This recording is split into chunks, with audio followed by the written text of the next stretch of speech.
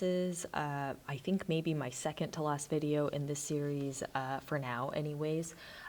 In this video, I want to talk about how do you create this kind of wash or this kind of color or frames or shapes behind all of your text and behind all of your illustrations that are going in here.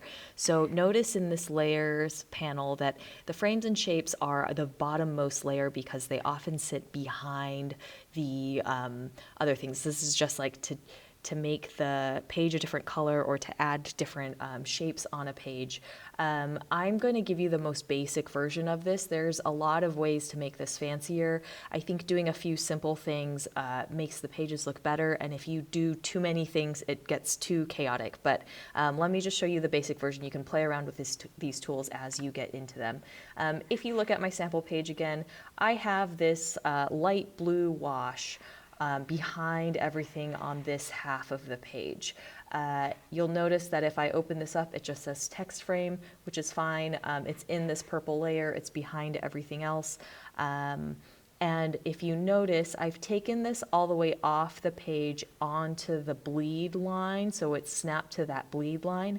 So that way, when we print, we don't get this little pesky white line where the printer stops. It's sending ink all the way past the end of the page, and it'll chop off that part of the page.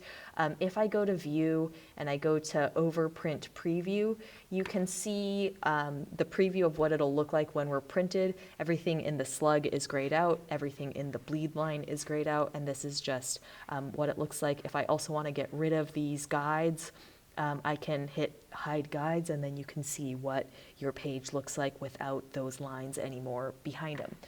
I do want to see all of those things, so let me go back to show guides. Let me get off of overprint preview.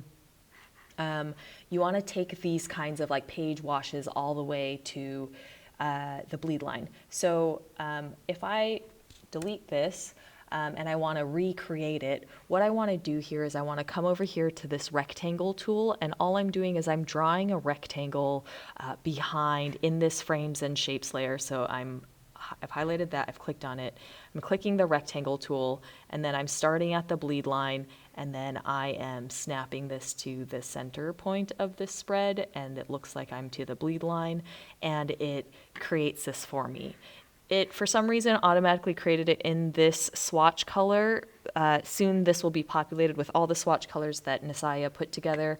I want it to be a lighter color so that way I can actually read the text on the page, or I might need to change the text color. You can do it either way. But let's go back to this blue color. I think I like it.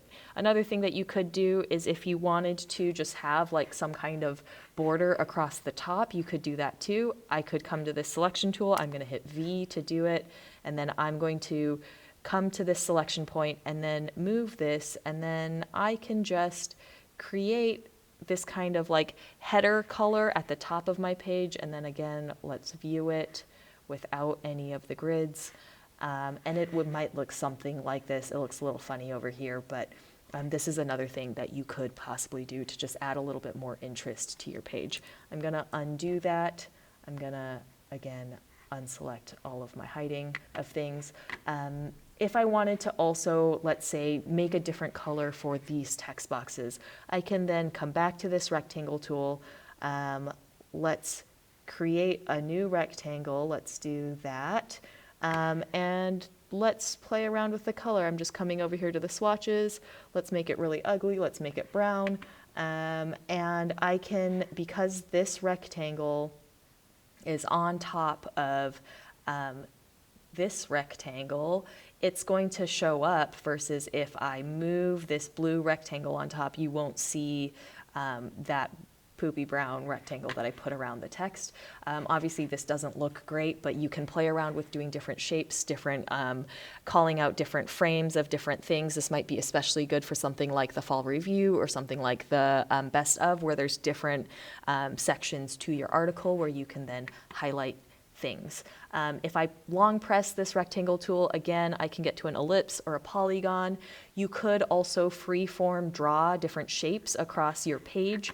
If I go to Google Chrome right now, I just typed in tools in InDesign, and these are some of the other tools that I'm not going to get into, but you can freeform draw with the pen tool, add anchor points, change shapes, draw with a pencil, use the line tool.